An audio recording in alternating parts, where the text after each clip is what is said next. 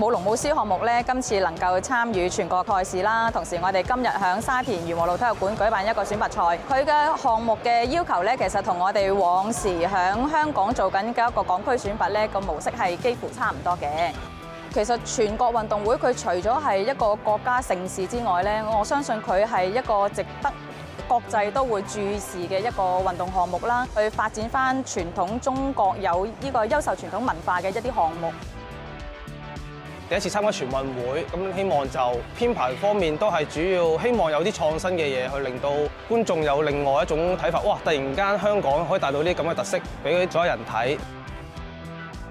選咗之後就會代表香港區就參加呢個全運會，就可能個意義性比較大啲。第一次搞呢個全運會都好期待去玩嘅，因為會將呢個運動再推上一層。今日玩嘅係藍絲障礙，10幾年前喺上海試過咯，佢又冇試過嘅。你係點啊？好興奮啊！好期待咯！期望嘅話咧就相信都有得比嘅，再努力下啦！我要上全運，我要上全運。